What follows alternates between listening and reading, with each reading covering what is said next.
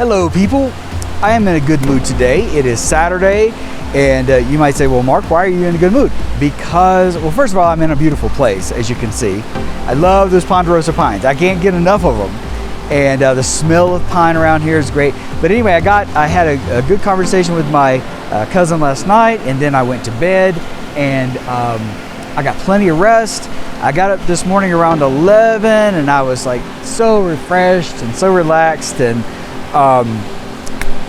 it reminded me of how much better this life is than the life, on the treadmill of career, and I've got to make all these payments and blah, blah, blah. And so it just reminded me of, if you don't have any obligations, you don't have any appointments, any of these things tying you down, how much different life is. Just think, like, if mankind never went to industrialization, let's just say we all just like ate fruit and lived wonderful lives. Imagine what a different world it would be. I know it's not realistic, but I'm just saying. But no, we chose to like develop the world and do this and have wars and all this. This is my last trip in this trailer, and my last trip where I need to go back. Okay. The reason is I'm going to sell all my earthly belongings in the next few months. I'm going to put my house on the rental market and get like a lease, let the person lease it like a year or two at a time, and then I'm just going to live on the road. I'm going to live in beautiful places like this 24/7.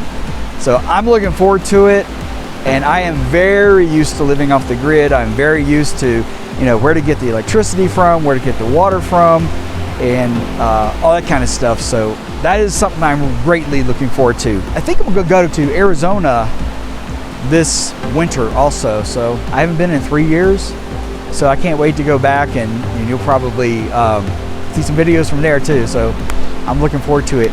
Want to mention one little thing. I've had this particular YouTube channel. If you're watching this on Facebook, that's fine, but it's also on a YouTube channel. The YouTube channel I started in 2020, right? The year of the, COVID. Whenever somebody comments, let's say I get a new subscriber, and what they usually do is they go back through, they go back through and look at the older videos. So if you comment on a video, then I get a notification that you commented and which video you commented on, right? So yesterday I got a notification that someone had commented on a video from back in 2020. So I went and looked at the video to see what they were talking about, in the comment. And I could not believe what I looked like in 2020. I'm just going to show you really quick. I'm going to put it up on the screen. And that is what I looked like in 2020. Is that not unbelievable? I mean, if you compare it to what I look like today, it is just such a vast difference. What I'm trying to say here is that if you make record of what you look like over time, either videos or still photographs, then you can do that. It's actually kind of a neat thing to do. But yeah, back then I weighed 215 pounds. Today I weigh 150.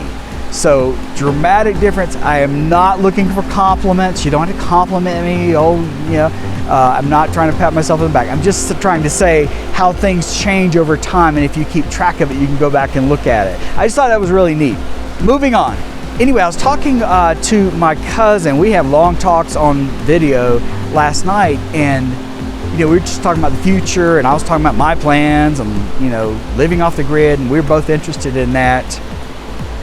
And I said, let me look up and see what altitude I'm at right now, because it's been fairly cold here. It got cold last night. And so I looked it up, and it said South Fork, Colorado, around 8,200 feet. That's pretty high, actually. Just to give you reference, Yellowstone is like 8,500.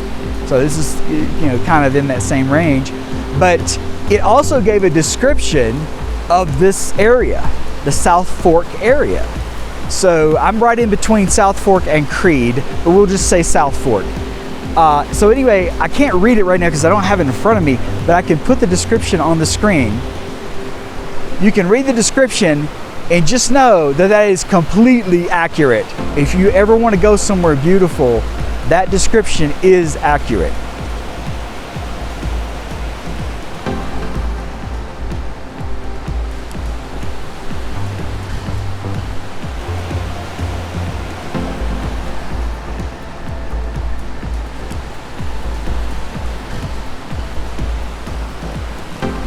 And I have, I always look, for new places to visit and camp.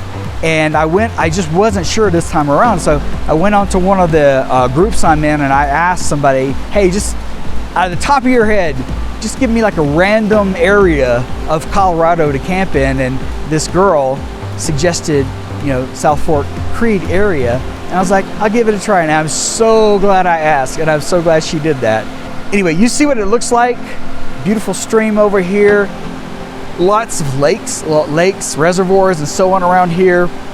Kind of hidden away with a lot of these ponderosa pines. Just spectacularly beautiful. So if you ever want to camp somewhere good, either tent camping or like in a camper like I have, you should check this place out. It is chilly until later in June or July. Just throwing that out there. I think last night it got down to like 40 or something like that. And I woke up this morning inside the trailer there. It was like 40 something degrees, and I was freezing. But anyway, it is it's worth it. It's going to actually warm up later this week. I'd rather have the cold than the warmth. One last thing I wanted to say in my little update. I said in a previous video, if there's anybody out there who has some extra land that they're not using and they want to donate a few acres to me, 3 to 5 acres, please let me know. Naturally, I didn't expect anyone to respond to that, but I think one day someone will. And what I'm looking for is just someone to donate some acres to me so I can park there throughout the year, park some different places, around the country throughout the year. And then eventually I will give that to someone else. I will pass it along to someone else who may need it, okay? So that's the reason. But I just want to say this one last thing about it. I'm not going to get on here and be begging for things, but all the things that we all have, like all the, let's say land, possessions, whatever, all of those things we cannot take with us. In X number of years, we're basically borrowing everything. In X number of years, those things are going to go to our inheritors, okay? So if we have things right now, let's say you have some acreage and you're just hoarding it, then you'd be better off if you didn't need it, if you let's say you gave a few acres to somebody like me or somebody else, then you are doing an act of kindness and an act of love to somebody. That is what you take with you when you die. You do take that with you, but you don't take the land. And if you say, well, I'm just saving this, for so-and-so to inherit it, that's totally fine, I get that. But once they inherit it, then they have the opportunity to use it to bring, excitement, love, whatever, to somebody else's life. So they will get the sort of credit, I guess you could say, for it. I read a saying somewhere like that. It was like, go ahead and do good things with what you have now. If you don't, your inheritors will. So I'm just throwing that out there. If you happen to have 3 to 5 acres that you want to donate to me, that would be fantastic. And I would use it throughout the year. I will eventually donate to someone else who may need it. I don't know the situation. I'm just throwing that out there again. I'm not trying to beg, but I want to take the opportunity to say it, because I know for sure one day somebody watching this video is going to have way more than they need, and they're looking for a way to use some of it as an act of kindness and as an act of love, and they will see this video and see the opportunity. So when that happens, please message me or make a comment. I would appreciate it. I'm going to show you one last thing, and then I'm going to let you go. I just want to do a kind of a quick update. Look at this thing I found. Now, actually, I've never seen one of those like that. When I first saw it from a distance, I thought, well, that must be quarters. And then I got close and realized it wasn't quarters. So who knows? Maybe it was some kind of a beer contest, or maybe they were just trying to do some, leave something behind. Sometimes you'll find that in campsites. Like, people will take like rocks and they'll like build them and make little things so that the next person finds them. And I know that's sweet, and I know that's all cute, but the Parks Department, National Forest and Parks Department have asked that you not do that. The reason is so many people are moving around things and kind of messing up the natural area. I'm just saying that as a public service announcement. it's neat and fun to find them, but you're actually kind of polluting the area. You're changing things around. So you wanna, when you camp somewhere, you wanna use this concept of no trace. Like when I camp somewhere and I'm gone, you're not gonna be able to tell I camped there. So that's the concept of no trace, and you should always do that if you're camping somewhere, because that's how we keep these national forests great for everybody else, you know, for our kids and grandkids. Remember, any national forest that you go to, it is your forest. So you can camp there. You don't have to pay anything or whatever. You can camp in all national forests. So go across the country, look for national forests, and you know, take a tent with you if that's what you have, and camp in it. You know, make use of this rich life. You know, I'm just being philosophical here. I think going forward, because people have become so squeezed financially, I think there will be more people exiting the normal thing, you know, like selling their house or renting their house and just kind of, you know, living out on the beautiful land instead.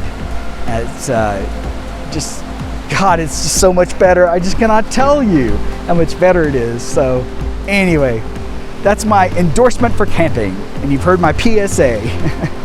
All right, I gotta go take Rocket for another walk. We already been on one, but he just loves these walks. I may go somewhere else. I may wind up making another video depending on where I go.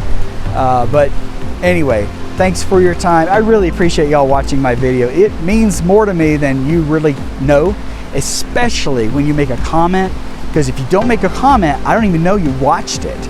But if you do make a comment, that lets me know that you actually watched it. I didn't waste my time. You watched it all the way through. So that's very fulfilling. So I'm just thanking everybody again for watching my videos.